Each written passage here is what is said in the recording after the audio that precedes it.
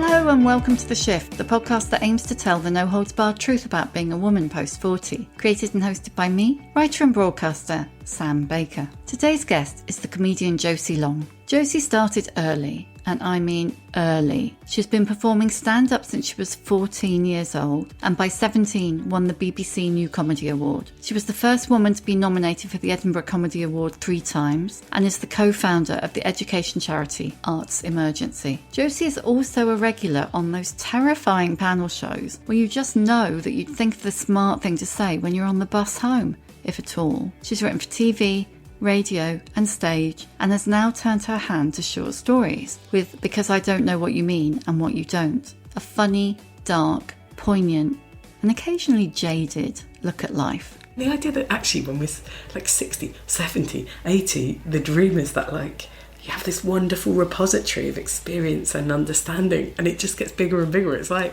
wonderful. Josie and I are both Scottish emigres, so we met up in her publisher's atmospheric 16th century office in Edinburgh's Old Town to talk about everything from house prices to climate change, how hormones and ADHD affect pregnancy and perimenopause. Clue, it's not that great. Breaking free of diet culture, living in a 2-comedian household, and why she hopes she'll still be performing stand-up at 80. Oh, and she shares her secret past as a fake tarot reader. Josie, thank you for coming on The Shift. Oh, thanks for having me. We are in like a book-lined dungeon in the Old Town. I can't remember when I last did one in person. So this is like such a treat to have a real person. I could actually touch you. Yeah, and I'm not going to glitch at any point. I'll stop speaking and they say it all really quickly. Yeah, you'll suddenly freeze, but the words will still be coming, but your mouth won't be moving. If I can do that in person, I'll be really proud of myself. Like, that'd be really good. Be a whole other skill, definitely. Oh, so we've just been setting the world to rights, but we won't do that now. You'll be glad to hear. But did you know that if you Google Josie Long, one of the very first things that comes up is Josie Long related to Janice Long? No, I didn't, because I don't dare Google myself because I just know that therein lies pain. But I'm not. Isn't that sad? I'd love to be related to Janice Long. It's not like you've got a really obscure surname, is it? I feel like it's just quite a bland surname. Mine too. Back at you. Just like normal. Yeah, no. Ordinary kid name. Yeah, sure. Which is what I've been trying to do with my kids, is do the opposite. And I've inadvertently, especially one of them, given her a lifetime of correcting people on their pronunciation. Oh God, have you appled her? No. So here's the thing. I thought to myself, I will give her a name that is a recognisable name, but that is unusual and beautiful. And it turns out the name I think I'm giving her and the name everyone else reads when they see that name are different. And so I have to be like, oh yeah, it's like that, but we say it differently. And I just seem like an absolute arsehole everywhere I go. You're going to have to tell me that after. Tell me what it is afterwards. For sure. I'm trying to keep her and her sister private. Is this the oldest one? Or Yeah, the big one. I've got 2. It's funny because she's 4.5, but I'm like the big one. She's really big. She's got her own life. Huge. Yeah. Oh, so what is like Josie Long mum? I think I really like this bit. I like playing. I'm very at ease with playing with my kids. I enjoy it. I feel very connected to them. I'm quite anxious about things I try not to worry about, but I worry all the time that I'm not doing a good enough job, or that my children will encounter problems, which they will because that's life, but I'm like, no, never. I'm tired, I'm too tired. Both my kids have been terrible sleepers. So I feel like when my little one finally starts sleeping through, I'll become a different person again. But at the moment, I'm just like trying to get through every day. Also, I have ADHD and I am still not taking medication because I'm still feeding my daughter, like breastfeeding my daughter. And that is very frustrating because I know there's a better version of me that is over the horizon. Somewhere. So you were only recently diagnosed with ADHD, weren't you? Yeah, a couple of years ago. In lockdown? Yeah. What spurred the diagnosis? Well, it's really funny because I wrote a stand-up show about it and I was really like, when I go to Edinburgh, I'm going to blow people's minds. And then it turns out basically every comedian had the same experience because loads of people have got ADHD. It's the comedians. Yeah, but it makes perfect sense because you're making like connections with your brain. You're thinking about different, maybe unconnected things and trying to put them together, and you're trying to think on your feet and stuff. But also, it's just funny too because it's like people like me have real trouble getting up in the morning, always. And so people always go as a parent, they're like, you'll get used to the mornings. And I'm like, I'm 5 years in and I'm not used to the mornings. I will never be used to the mornings. No. Never. People are like, by the time they're teenagers, you won't be able to sleep in. And I'm like, just watch me. I will be doing it. I'll be racing them. Yeah, basically, I think during the pandemic, all of the support structures that people put in place to function. So for me, gigging, it gives me dopamine, it gives me deadlines, it gives me a sort of clear way to function. And it's still not like my best level functioning. The amount of opportunities that I've not followed up on, not finished off, missed, misunderstood, been too weird for, been too awkward for, have been massive. But at the same time, I had something that worked enough for me that meant I could function and could thrive in some ways. And then to have all the gigs taken away, and for the stress of the pandemic and the fear for everyone and the sadness of it, all of that, it was just like debilitating. Because I think on top of the executive function thing, you also have like needlessly melodramatic, emotional, heightened states. So it's just too much. It was all too much. Yeah, so basically I was trying to write this book that I've got, which is short stories, and I've been wanting to do it forever. And it's got the hardest title to remember in the world. Oh no, that's a worry. I thought it was really... Because I don't know what you mean and what you don't. Honestly, I've got a blank spot with it. And in my head, I have to tell you what I've started calling it. In my head, I've been calling it Inscrutable Boys and Hapless Bricks. We'll talk about that some more in a minute, but then I could remember it, you see. It's like... So yeah, you were writing this in lockdown and being all ADHD, but not knowing. No, and I was trying so hard to write it, and basically we got to a point where the arts emergency offices were empty and I could cycle there, which meant that basically there was a time when rules were very slightly relaxed, and it meant that I wasn't breaking any rules. Yeah, you weren't breaking any rules. No, just make that really clear. No rules were broken. No rules were broken. This isn't even me bending the rules. Like, no rules were broken. And so I finally had a bit of space, because we're in this tiny little flat that was like immiserating with our toddler, no space to think, no space to work. I finally could cycle to this empty space, sit there and work. And then when I got there, it was like agony, because I couldn't focus and I couldn't get done what I wanted to do. And so gradually it was like, why is this so difficult? What's going on? And then a friend of mine who's, again, he's very successful. He's an artist and he does comic books and he does like all kinds of beautiful and very successful things. And he was like posting so many memes about ADHD. Like when I saw the things that he was posting, I was like, I can't believe that Instagram is changing my life to this extent, but it really is. Everything made sense. And then I look back through my life and like when I was 8, I had real massive problems at school. When I was a teenager, it was like I was absolutely acing it, and then I reached this point where I couldn't anymore and it was too much. And then when I got to uni, when all the structure disappeared, I really struggled. And then there's been like loads of times in my professional life and my personal life, and I just look around, I'm like, it's all fucking ADHD. Why didn't anyone realise this? They just didn't have names for things, so you were just a good kid or a bad kid, weren't you? You were like a swotty kid or a naughty kid at the back of the class. There was never any, why isn't that kid concentrating on... How do we get the best out of everyone? Yeah, as opposed to like that. writing there probably people isn't a lot of that now, but a bit more of it, I hope. Yeah, I hope there is. I think you definitely see a more understanding approach. Are there like coping mechanisms that you know how to use now? Or yeah, although motherhood is a really interesting part of it, because firstly, like, there's not much research into how different hormones interact with the brain. I know for a fact that, I know from conjectural experience, going down internet rabbit holes, and that basically, like, when I have more spikes of estrogen, it calms all the symptoms. When I have progesterone, it like exacerbates everything massively. And then something for me, when I got pregnant, it was like walking into a fog. And that combined with the sleeplessness and the breastfeeding and all of these things, this combination of hormones, exhaustion, having to do intense focus on a child is really hard going for the symptoms. And then on top of that, the things I used to do to cope were like very extreme exercising, like hot yoga or cold swimming. So it's like sensory seeking, but it's also forcing the body to calm you in like unusual ways. And I just have the time and space to do those things. So the ways that I used to function a lot better aren't necessarily available to me. Gigging every night to get that spike of kind of adrenaline and dopamine, I guess, and focus. So it's been interesting to try to function as best I can without those things. And it's meant that like we moved into a house 2.5 years ago, and there's some things around the house that I've been meaning to do and just haven't even been able... Like, putting up pictures. Yeah, they're still leaning against the wall. Oh, they're everywhere. And it's, like, depressing. But we have that too, but I don't have the excuse of kids. Like, you moved up here from London, which is really a big shift. What was it that made you do that? I had been wanting to move to Scotland in a sort of romantic, wistful way for about 15 years. Whenever I went to Scotland, I was just happier. And I was like, why am I just happier here? On top of that, it's like the culture. Like, I always loved the music scene from the 80s and 90s and the early 2000s.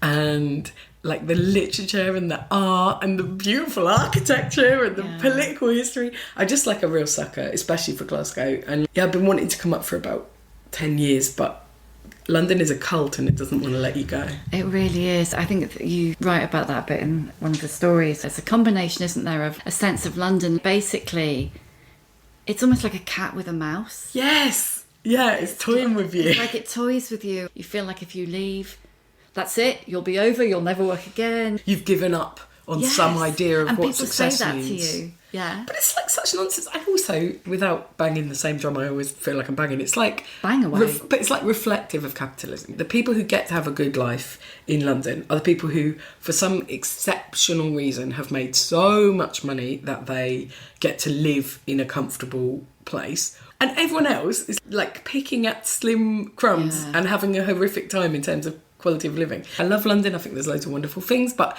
everyone else has a harder time because it's a rigged system. It's a brutal place to live. I've been making jokes about it on stage because I didn't realise I was discontented. And basically now it's gone. I'm like, I thought I was happy, but actually I was like, I wake up, I'm angry all day and then I can't sleep. But it's funny because I do still love it and I think there's so much wonder to it. But like when I first moved back to London after uni, it was significantly more livable for people on precarious incomes. I'm not saying it was easy, and I'm not saying it was easy for everyone, but it was easier, it was significantly more livable. Yeah. Was it kid related as well? I didn't know whether it was a kind of a taking your children somewhere nice to grow up type move. In a way, insofar as I've really wanted to move to Scotland for a decade, and I really wanted my kids to grow up there. But also I love London too, and it's not like I didn't think London was a bad place for them to grow up, but I felt like I didn't have the means to buy there. I was renting a place that had, I'm not exaggerating, like plasterboard walls where you could hear everyone, that had 1.5 bedrooms. I couldn't afford to rent somewhere to have 2 kids, which is what I was hoping. It got into my bones. I just kept thinking, I don't think I can stomach my kids going to primary school where like half of the neighbours are from really wealthy backgrounds and own these gigantic houses, and I'm renting in like this immiserating box, and I don't know whether I can not be bitter in that situation, because it was just too much. I don't know whether I'm just wittering about this. But wittering is fine. But I think as well, there's that thing, isn't there, that all those old fashioned like lists and things that you're meant to have done by the time you're 30, 40, 50, 60. And it feels like those lists were written like sometime in 1980, when some of those things were maybe possible. Yeah. But they're not possible anymore for most people. And it gets worse and worse as well. Like when I know people who are sort of 20 years younger than me, and when they talk about their experiences of renting in London, it's like renting in Zone 6 with a stranger for thousands of pounds. It's become a rich person's city, hasn't it, more than ever? So basically I wanted to leave for loads of reasons, but honestly my main reason was I really love Glasgow and I just wanted my life to be there. The culture's great and I love it. I mean, I feel like I really belong up here. I feel really comfortable. I feel really at home. That's like Scottish culture is very welcoming, I think. I think people are really warm and friendly and neighbourly. And when I was reading this, I think one of the things that really came through a lot of the stories, which are funny and dark and a bit jaded in places, but overall really funny, and I really identify with loads of them. But there's one of the things that really comes across is the outsiderness. Yeah. Did you feel... I'm doing that classic thing which is really annoying that people do to female writers and never do to men. Just go, is there a lot of you in here? I think there is, but any writer really, you start with like things from your life and your own like experiences and pain, and then you see if you can write stories with it. But yeah, I definitely think I've felt like an outsider a lot of my life, and when I found friendship and community and communion and like creative collaboration, it's been like the most wonderful thing for me. And I think it comes probably from having this undiagnosed neurodivergence where like even something as little as being left-handed is so annoying, like on such a small level. And then when you think about like actual genuine big like ways that people are different from the norm, it's like massive. That's a stupid thing to suppose. No, it's not though, because I'm forcing myself to say the word out loud, granddaughter is left-handed, and they are still forcing her to use their right hand. Oh my God. They are still doing it. But I thought bring it that up was because something they I think- stopped doing in the 80s. What I meant with that is I think even the little tiniest differences can make you feel somewhat at odds with society. And then when there's other things like you not realising that your brain is different from the majority of people and you trying to function in the world that you don't realise is not set up for you, you do feel the whole time like, well, why do I not fit in? Why am I weird? Why do people keep saying in reviews that I'm odd? Why do people keep saying Oh my God, I'm that's unusual? brutal. When I think what I'm doing is very normal, or like when I think I'm doing the right thing, why is it not working? Or I'm putting loads of effort in, but it doesn't seem to be coming across. When did you stop trying to do the right thing? Do it the way that you should? But actually, what I would say is with stand-up, I've never been able to anticipate what the audience wants. I've only been able to like just write what was in my heart and do it. And I suppose the difference has been, and it's the same with things like politics, where I'm like, and therefore everyone will connect with it. And then I'm like, oh, people think it's unusual. And I'm like, but it's not. It's just very clear. And I suppose what it comes down to is like not realising that perhaps I had a way of thinking that wasn't neurotypical. I don't know. But then also maybe that's too like diagnosing myself as well. Like maybe I just feel that way because like circumstances in my life meant that like I didn't really have a family unit from when I was about 12 and things Your like mum that. and dad divorced then? Yeah, and it was quite chaotic afterwards and quite difficult.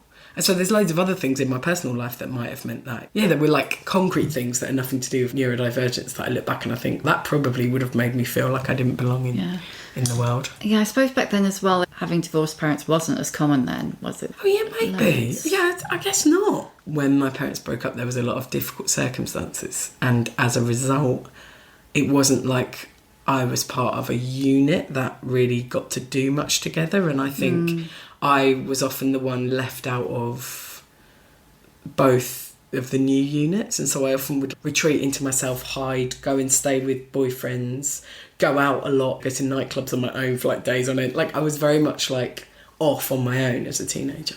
And I think that it was very influential. And then couple that with like very intense emotions coming from ADHD. We were like, nobody understands me. And they never will. That sort of shit. Yeah. Like the story of forgetting. Yeah. That story broke my heart. Oh, I'm sorry. It's so exciting for me that you've read my book. Like, it's the most wonderful thing. But yeah, that story's about a little boy, and I wanted to write something about people trying to influence children and maybe trying too hard either way, and about how actually with parenting, like, loving, gentle acceptance is the only thing you can work for. But also I wanted to write about how much I hate hustle culture and how much I hate, like, the Diary of a CEO podcast and all that shit. Yeah. But yeah, I wanted also to write about the insidious nature of like control and abuse and things like that, and try and get that all in to a bit. I'm not like blowing smoke up your ass, but you do each story. I'm basically really fucking jealous because I can't write short stories. And each story you manage to create an entire whole life. Oh, well, thank just you. A few pages, honestly. Oh my God, just I'm a few so pages. This is so incredibly meaningful to me. To actually have fulfilled that thing that I always felt was like a part of my creative self is so wonderful. A whole new career. I hope I can keep doing it. And also, do you know what's really fun is as a stand-up, you're always thinking, okay, cut it to the bare bones. How can I make sure it's only really about the joke? And if I put in a line or two of what I feel is more poetic, I have to justify it with massive undermining or something really silly. Or if I put in lines that are dead serious, I have to completely explode it a minute later. And with this, it's just like, what's the story and how do I try and tell it as best I can? And that's like amazing to have that freedom to like change it round. That really sounds like going from journalism to writing fiction. And journalism's the same as comedy. It's like you have to tell everybody everything in the first paragraph. Yes. And then when you write fiction, your editor's like, can you just not tell them everything in the first paragraph? God, it must have been such an interesting change. The opposite. It's really similar to what you just said. And allowing yourself to have mystery and beauty and fucking poetry and not just having to be like... Unravel it. It's such a good opening story. I think it's a really good one to start on because it just brings you right into the place, and it's the story about 3 teenage girls, and it was like, I massively over-identified because I was one of those teenage girls who, you know how teenage girls are always in twos and then there's like this sad third, and I was always the sad third. Yeah, me too. And it's like the narrator character just basically being so overexcited because the cool girl wants her to go to her house, and I was like, I mean, I was over-identifying wildly. And I think maybe you were. I'm glad. Yeah, like, I think for me it was like, I was trying to write about all these different feelings when you're about between the age of 11 and 13, where you're not really like a sexual being, but a very loving and intense being, and you don't know what's going on with yourself. And on top of that, like, I love the fact that quite often, or maybe it was for my time at that age, you're very witchy. Like, you fucking love anything spooky or anything like that might mean that you feel you might be able to have a bit of power and have a bit of kind of influence and a bit of control and status and stuff. And so it's about these girls who, one of them has decided that the way that she's going to navigate the horror that is an all-girls school is to have a bit of mystique about her and like to read tarot and like to just make up shit, which is a thing I used to do when I was at university. I used to go to college balls and pretend to read people's palms and then just do any cold reading bullshit. But it would blow people's minds because you'd just say, oh, what year are you in? They say first year, and you say, there's someone you're in love with at home, but you're not sure if you should keep going. Yeah, that's everyone. Like, no shit. Yeah, and then people were like, wow. But the way I like thought about writing that story, like the tone of it was, I went back and I found all my diaries from when I was like 13, and what used to kill me rereading them was A, the absolute desperate earnestness of it, and B, that even now I could see how much I was lying in them to try desperately to placate the mind games and psychological warfare of the situation I was in. Like, I would look at my diaries and I'd be like, I know for a fact that person was horrible to me and that person was not a friend to me. So you're literally lying in your own diary. Yeah, and I'd be like, I love them. We had such a great time. And then when I made my first best friend at secondary school, who's still my dear friend now, who I just love so much, and she and I just started hanging out together, and I remember this feeling of, oh my God, like, she gets it and we're connected and we like love each other. And like writing in my diary, like, I don't really understand it. I just feel really down with her, if that makes sense. Like, we just really, and it was like so sweet. And also just, it's the same with the little story about the little boy as well. It's like people having a level of self-consciousness where they're like, I'm so stupid, I'm terrible, I don't know why. And it's like that awful kind of anxiety around it. And I think a lot of the stories are about like people who are anxious and overthink, which again is very ADHD.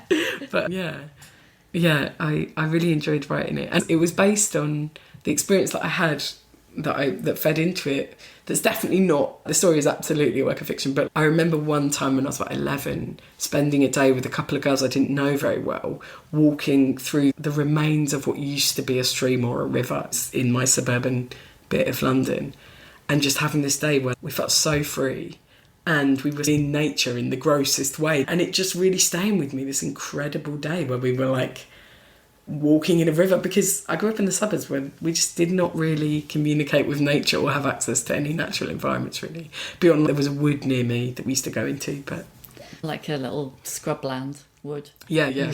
We found a burnt out motorbike, which is such a classic thing to find in the Yeah. Did you develop funny as a coping mechanism? I think a bit, but also not. I feel like everything is always about three things, isn't it? So on one hand, I love to perform, and it was a source of my joy, and I've always loved showing off. And ever since I was a little kid, I loved it. And when I went to a drama class, it was the first time I was like, I love this. And my mum had been very supportive in trying to get me to play instruments, and I was always terrible. And if I ever had to do instrument exams, it was a source of like utter dismay and terror. And then when I started doing drama, it was like, oh, this is a thing that I like. And when we do the scary bits, I just like it. Like, it was amazing. But at the same time, like, when I was about 10, I was the same height I am now and, like, bigger than I am now. And, like, to have that suddenly, when you're, like, a foot taller than everyone else, you're much bigger. And then on top of that, I think now I've got a lot of like, hypermobility, which means my posture is quite bad. But at the time, it was just like, your posture is bad. Your posture is bad. It was never like, why might this be occurring? And so at the time I was like this big kind of hunched over person compared to everyone else. And I think I just was like, if I can try and be funny, it gets me out of a lot of this. So yeah.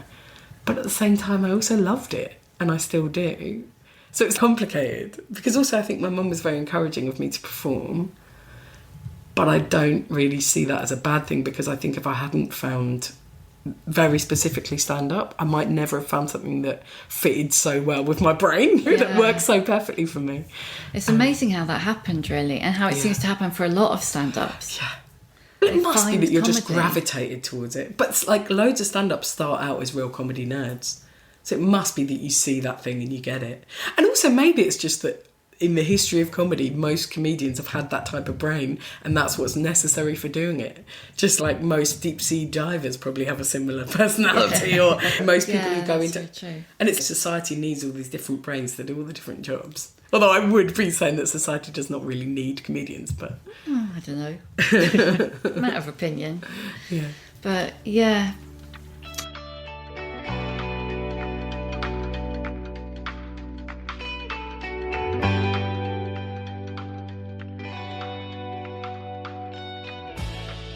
But I think maybe society needs all those different sorts of brains. And I'm sure that like teachers will message me saying, no, in schools now we do X. So I'm saying this from a position of total ignorance. But certainly when I was at school, when you were at school, like different sorts of brains weren't encouraged or cultivated. Or understood, really. But I think they are like... We went to our local school to get the bearings for when our daughter goes there. And we've got a friend whose daughter is... The parents are both neurodivergent as well. And they were talking about their daughter having a similar sort of vibe. Like my big daughter, I'm thinking I need to keep an eye on like how she is, basically. Because probably she might have... the same kind of brain as both her parents do. How can I support that, and how can I help her to be happy and thriving?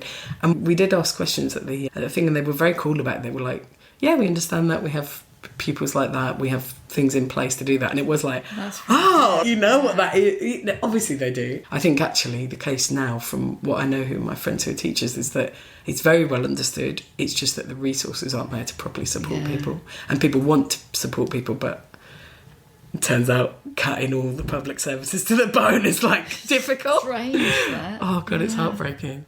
Yeah. But yeah, it's so interesting, isn't it? Yeah. How is life in a two-comedian house?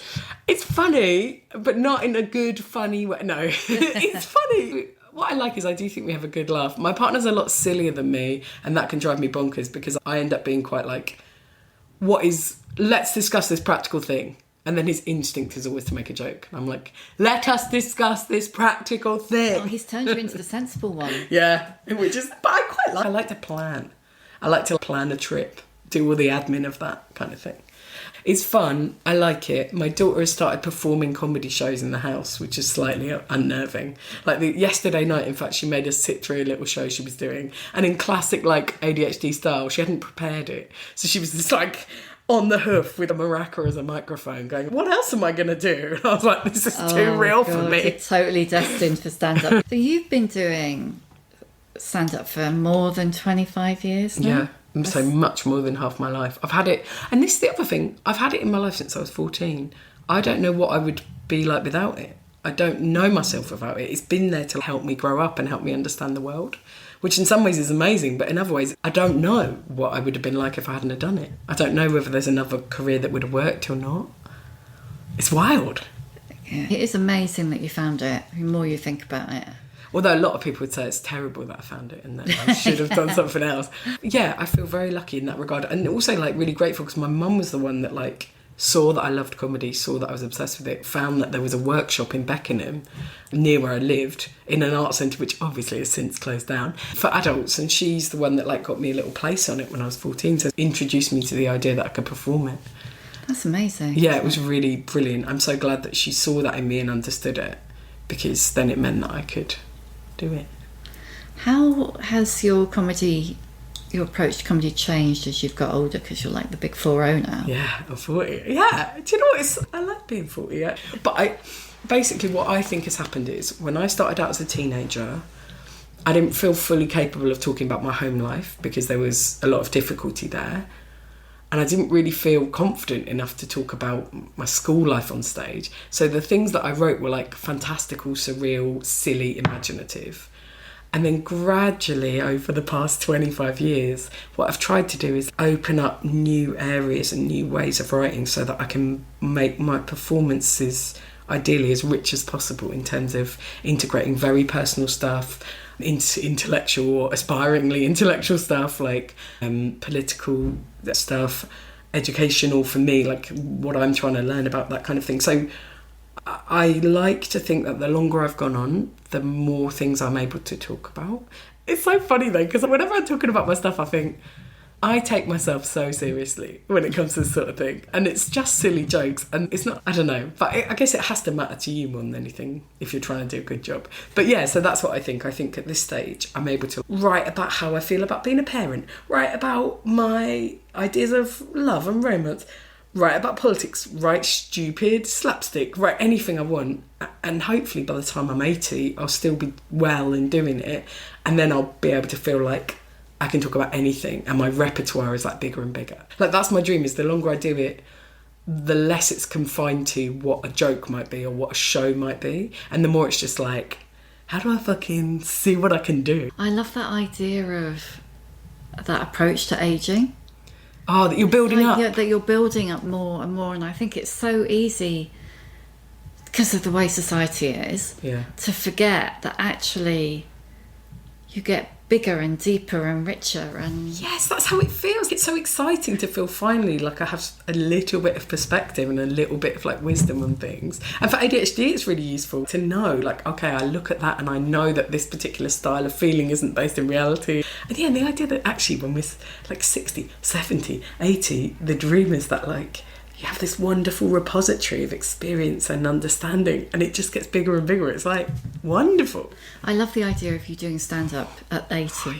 I think about Phyllis Diller. I like really love the fact that like she was performing in like a sleeveless top, and she had like her lovely like old lady wobbly arms while she's on stage. And I was like, that's what I want to be. I want to be like this real like extravagant, properly like embracing what it means to live. I don't know. Yeah, no, that's brilliant. Has it got, it obviously has, but how much better or worse or different has it got from when you started out? Because there were notable women in comedy when you started out, but there were obviously fewer. There's the older ones like Emma Thompson and Dawn French, but then at yours, I suppose Bridget Christie and... Oh, so Bridget started a lot later than me. Oh, did she? Because I started in 1998 when I was a In my kid. head, she was older than you. She is older than me, Yeah. but she started out later on. But she's still someone I look up to and think is incredibly cool. So, yeah, but like, when I first started, there were people like Jo Brand and Jenny Eclair who were a few years earlier, who were very established. And then there were people knocking about. I remember in Edinburgh, Sarah Kendall, Catherine Tate, Lucy Porter. Oh, I don't know her. Oh, she's brilliant. There were like these cooler, older than me comedians. There were a few of them, and they were really great, and they were doing really well in Edinburgh when I first started going up. But at the same time, yeah, the atmosphere was like notably more sexist than it is now, and it's not great now. But whenever I was interviewed, even from the age of 17, the interviews would always pitch me as if I was an outsider, as if I was like illegitimate. There aren't any funny women, are there? There aren't any female comedians, are there? And I'd be like, I literally am one. Yeah. Or it would be like, why do you think women aren't funny? Or all this shit. So it would, everything. God. But If everything would be war. undermining you. Yeah, it would be like, basically the subtext of it all would be, prove yourself, you are bad at your job and you can't do it, you shouldn't be here and you aren't here. And that was like the flack I took, because like I was 24 and I was about the only 24-year-old woman out there at that level doing that kind of thing. And so it was just constant like undermining, and then add that to like internet abuse and shit like that, and like inherent sexism of a lot of the people who were writing reviews at that time. It was like belittling and a bad environment, it was bad vibes. And even though I had friends who were other female comedians and we got on and there were people to look up to, like I say, it still felt like for us, just to be on stage doing shit that wasn't horrifically sexist was like a big battle. Just to be on stage doing our sweet little weird kooky 24-year-old shit felt like this massive political statement when it shouldn't. Whereas what I have seen, especially in the last 5 years, but definitely over the last 10 years, has been this opening up of just booking better, booking more people and seeing comedy thrive because of it. And then on top of that, I feel like comedy has grown exponentially as an industry. So there just are like so many more voices. So I think it is better than it was. You would never have an interviewer saying, "You're a woman comedian. What the hell is that?" Which is literally what I used to get asked. And this isn't that long ago. This is the fucking 15 years ago getting shit like that. Or maybe 17 years ago. And you wouldn't get that now. You definitely wouldn't. But it's still quite clear that the base of power has not fully shifted, and the backlashes against it and the different ways that people attack any kind of progress are like terrifying. It's about whack-a-mole. You think, oh, that has stopped. That particular chain of horrific clubs is closed down. Oh, this person set up a very influential, horrific podcast. This person has set up... Yeah. So it's like more pluralistic, but also at the same time, the pushback is more pluralistic and frightening as well. Yeah, like with podcasts, you get probably, I'm going to get this in, like top 5% podcasts globally, which probably the one you work on is, and this one is. But then you get the ones that are mega huge. Yeah.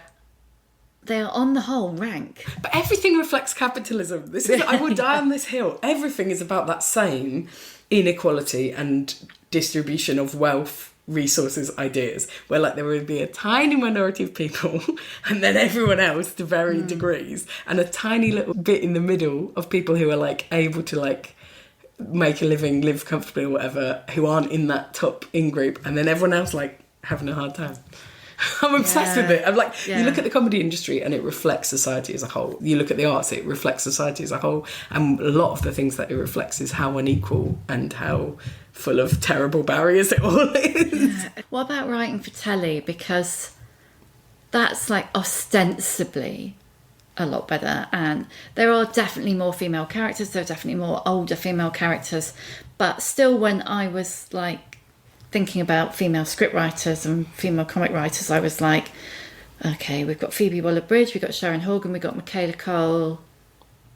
To be honest, it's been interesting because I feel like when I was younger, I used to go to a lot more meetings and again hear quite a lot of sexist shit about we've already had one women-led show, so we won't have another one. Like stuff like that was like very intense and quite painful. But what I would say within comedy, and it's not been me benefiting from this, but in a way it's everyone benefiting from it, is in the last 5 years I could name you 10 female comedians who've had their own show. That's fucking incredible. It's amazing. It's beautiful. Yes. And also like non-binary comedians, like it's fucking great to see it flourishing. Like I actually, when I look at that and then you look at 2005, 6, 7, and actually just the very fact that women were not being given their own narrative comedy shows at that time. I mean, I'm sure there were the odd few, there were, but actually I feel like we're in this wonderful thing where finally people are being allowed to make things a little bit. But what I would say is there's probably still so many beautiful things that are being thwarted, and there are still so many ways that people are being thwarted along other lines, like along racial lines or because of sexuality and like loads of things like that. It's still completely a closed shop. Well, no, it's not a closed shop, and it won't always be a closed shop. But I'm sure there's loads of injustice is what I'm trying to say. But I am also so thrilled to see that there have been a lot more things commissioned. Like, to my mind, I'm like, oh, like Rose Matafo's made amazing shows. Bridget Christie's making a show. Roisin Connerty's made a show. Sarah Pascoe's made a show. Aisling B's made a show. Obviously, Michaela Cole's show is amazing. That was like one of the most incredible shows. I'm trying to think. I could name you a few more. Mae Martin's show is amazing. Show that was recent. Oh God, Daisy. Oh, I know who you're talking about. You're talking about Am I Being Unreasonable? Yes. Incredible show. Daisy Mae was Cooper. Absolutely brilliant. And when you think about that, the amount of good female-led shows have been amazing. So many. And yeah, I'm really excited by it. Do you want to write a sitcom? Yeah, I do. I would love to. I've definitely tried in the past and I've pitched a lot of things, but I've got lots of ideas still. And do you know what's exciting is I think ADHD makes you in some ways like the eternal optimist and the eternal child, or it does for me. Or maybe that's who I am. I don't know.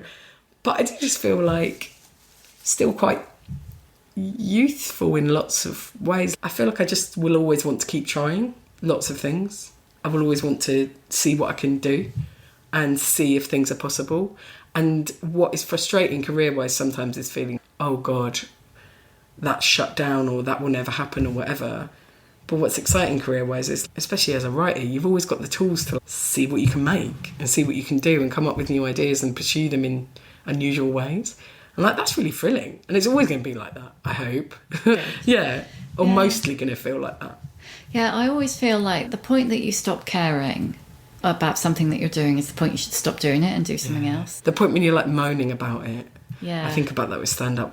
But what's been good about having kids is it forced me to have a hiatus, and it also made the rest of my life so much harder that now I'm like, stand-up's my beautiful playtime. Yeah. Everything's easy. Are you getting to do much stand-up? Yeah, so this year I'm doing a tour for the first time in 3 years, partly due to the pandemic and partly due to maternity. And I'm doing it in a different way where I'm doing like 1 show, 2 shows, 3 shows at a time maximum. Sometimes taking my kids with me, but trying to not be away from the home that much. And I think when I was younger, I was like, cool, so this is a thing I have and hopefully I'll do this, that, the other. Whereas now I'm like, I can't believe this is the thing I have. More grateful now. Yeah, definitely. Although I would have thought I was grateful when I was younger, but I think I was just stressed out the whole time. Yeah. I think it was just all too much for me to understand. Yeah. This is a bit random, but before I ask the questions I always ask at the end. Oh my God. Ever since you said something earlier, I've been thinking about it, so I'm just going to say it out loud. You were talking about how estrogen and progesterone affects your ADHD. I think so. During pregnancy. You really need to talk to someone about that before you get menopausal. I know. Or just literally give me estrogen straight away. But not progesterone. No, fuck progesterone. But I think you do need to have a bit of it, but I don't know how to cope with that. You totally need to talk to someone about it, totally. I wonder how I can find out if research is being done. What I would love to know is anybody studying this and what are the conclusions people have reached? Has anybody thought about women with ADHD? But as far as I can tell, pardon me, I don't know how much there is about how ADHD affects pregnancy or how pregnancy affects ADHD, how menopause affects ADHD. And from what I can see, it doesn't seem great. Like none of it is. And then your brain really thrives. I wouldn't be surprised if there's no research at all. But if anybody is listening who knows that there is, message me. Oh my God, that would be incredible. Instagram, not Twitter, because it's too horrible. Message me on Instagram and I will reply if anybody knows anything about it, because somebody always knows something. There's always some kind of useful bit of information that comes back. Just when you were talking about that, I was thinking, oh, that's not boding for menopause. Yeah, it does worry me. It does. But at the same time, I've never been on ADHD medication, so perhaps when I am able to be on that, it might balance that out. True. I know, I am nervous about that. I am. Yeah. Because, like with a lot of health stuff, you just see that people have not been paying attention to that because it's either not been interesting or not been profitable or whatever, and that's really depressing. You're like, oh great, I'll just step into the unknown, shall I, guys? There's got to be people who have ADHD and are perimenopausal or have been through it. There's got to be. There might be loads. There will, 100%. Yeah. Like I think about that. Like when I look at my family and people older than me in it, I can see the neurodivergence that's not been diagnosed and that's not been acknowledged. And so it's always been, I don't know if it's always been there, but it feels like it's definitely been there for a while. I did a thing when I first got ADHD where I would look back at novelists from like hundreds of years ago and be like, they definitely had ADHD. There's no way they didn't. This person definitely had ADHD, which I don't know how helpful it is, but it made me feel good. Do you think your mum or dad did? I should be like, no comment, because I feel like both my parents, their view of neurodivergence is possibly more negative than it should be, because to them it was never like seen as something that's like a normal, natural part of the human experience. Yeah. Do you know what I mean? So I've definitely spoken to my mum about it, but I think she might perceive it as negative if she had it, whereas I'm like, I have it. Yeah. So how could it be bad? Yeah, it's hard. Right. But it's interesting. Oh my God, I am a bit frightened about menopause and perimenopause because of it, because I think it might exacerbate things. Oh, no, I didn't mean to frighten you. No, but it's good to understand. But I think if anybody does know, that would be really helpful to know. Somebody somewhere's got to be doing research on it. Or, like you say, at least into ADHD and pregnancy, which will give you something you can at least learn from. Yeah, because, like, for me, it was really like walking into a fog. The second time, I guess I understood it better, but at the same time, it was still like seeing my ability to function just go off a cliff. And it's not been the case for friends of mine who I think are neurotypical who are pregnant. Far from it. Like, I've seen people be really, like, thriving in pregnancy. That's like a whole research project waiting to happen, isn't it? Hang on, how old are your grandchildren? I have got a step-granddaughter, but she's 9. Okay. Oh, that's good. I don't know why I was thinking of that, but I was like, I've got to know. Yeah, she's nice. Oh, I'll bore you with pictures in a minute. I would like that when a you lot. tell me your daughter's difficult name. Oh yeah, for Right. sure. And my little daughter has a really easy name, and I feel like Is that a reaction to the difficult name? yeah, but at the same time, both of them were chosen under the exact same circumstances. Of we really want to give them a beautiful name that we hope is unusual enough, but still like a recognisable They're name. not going to change it to Jane when they're 18. Oh god, that would be my heartbreak. I remember when I saw a documentary about kids that all grew up in a commune, and in the commune, all the kids had the same surname, Wild, W-I-L-D, because they were wild and free. And then they followed these kids as they were adults, and all of them were such fucking squares, man. They'd all got married at 23 and changed their names and were living in little houses in the suburbs with their cars. And I was like, oh no, this is the worst kind of rebellion. Desperate for that kind of like concrete boundaries. Convention. I suppose. Yeah. What's your emotional age? Oh God, it depends. I would say in some ways about 17, but in other ways I think a bit more mature. It just depends when you catch me. I think there'll always be a part of me that's very melodramatic, but I feel like at least at this age I'm more aware of it and able to put it in its box. Yeah. So I would like to say 40 years old. But really? Maybe 17, I don't know. No, I think it's a combination, yeah. So give us a book recommendation. So it can be something that you've loved long time, or it can just be something good you've read. Oh, do you know what I really loved? It's incredibly popular, is Fern Brady's book. I think her writing was so great. And it was one of those things where, as a comedian, to read another comedian's writing, you expect often it will just be like a comedian writing a memoir that's fine. And actually I was like, this is wonderful writing. I love this writing. So, brilliant. Is it called Strong Female Character? Yeah. And I just thought the writing in it was fantastic. I can't even explain why it was good. I was just like, it's so good. What advice would you give younger women? Don't hide bad experiences you are having in your romantic relationships. Talk to people about them, because often they might be abusive or unacceptable, and if you can understand that and know that, you can escape that better. I'd also say don't let anyone put you off what you want or what you love. Don't let anyone undermine your confidence. You have to adopt the confidence of the most horrific privileged people, but just not the arrogance or the cruelty. I really think it's not important or worth your attention how you look or how big or small you are. And I feel like a lot of younger women are quite freed from diet culture, but at the same time people are being inculcated into quite an intense view of how they should aesthetically look. And I feel like actually none of that matters in the slightest. What matters is you getting the most out of your life for yourself. Life's too fucking short. Yeah, life is too short. That's the thing, isn't it? My grandma used to say to me, you've got to never worry what anyone else thinks of you, and it doesn't matter if you're really different from everyone else and all this stuff. And now I think, yeah, you're probably neurodivergent as well, mate. That's how you survived. Yeah. But it was hard to take that to heart. Yeah, at least she was saying it though. Yeah, true. Who's your old bird role model? Oh, nice. Oh, wow. I really, Melinda Gebbie, the cartoonist and the writer, her and Alan Moore wrote incredibly not suitable for work comic books together, and their partners. I think she's really cool and really incredible. Let me try and think. I'm very bad at picking things out of my brain of people Jean Rees. I love the fact that Jean Rees came to prominence in her 70s. Similarly, she won the Nobel Prize and she was like, do I give a shit? Doris Lessing, when she was a bit like, great, now I've won everything, leave me alone, I'm 85, I've got to get from the car. Yeah, I really love people who are creative their whole lives and people who are still producing work their whole lives. That to me is the most exciting thing, because to me this idea that you can still have that fulfillment and still have that back and forth forever is like, that's the dream, isn't it? Yeah, I think it's a bit of a cliche, but there's probably endless Pinterest quotes, but there's that thing about, it's like you don't age, it's your brain that does. I can't remember, it's obviously said much more poster worthy. Sure. It's on front of a picture of the sea. Always, isn't it? Stopping being interested in doing stuff and making stuff and learning stuff. And there's definitely times where you think, oh, I'm exhausted or whatever. And I think for me personally, I started really young, and so often I felt old before my time or out of step, because a lot of the people my actual age were at a different stage to me, or were able to access things that I'd already felt had been shut off to me or stuff like that. So it's felt funny sometimes to be like, oh, I'm washed up or whatever. But life springs anew always. And that's the most wonderful thing about writing and performing, is you suddenly, I've got a new idea I want to pursue. What's your superpower? It's ADHD and it's to do... Oh, God, I'm sorry, I always talk about the same thing. It's because it's quite new for me. What it is, I can hear the first 2 seconds of any song and I'll know what it is if I've heard it before. And if I've listened to a song, I will know the lyrics of the song.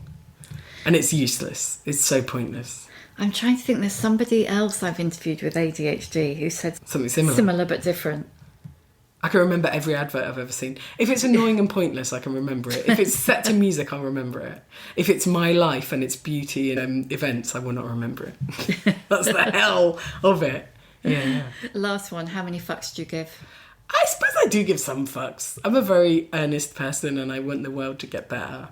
But at the same time, I also don't have time to give many fucks about some things. I'm just like, I don't even notice a lot of things that people care about. If you see my house, you'll be like, oh, you should sort this out. I'll be like, why? Yeah, I would say I still give some though. I hope that's useful. It's brilliant, thank you. Oh my God, thank you. Thank you for reading the book. Like, it's such a thrill to have you talk about it and understand it. It's amazing. Thank you for listening. You can hear a new episode of The Shift each Tuesday, wherever you get your podcasts. If you like what you hear, please do rate, review and follow, because it really does help other people find us. And if you'd like to support The Shift further, please consider becoming a member of our community. Find out more at steady.media/The Shift.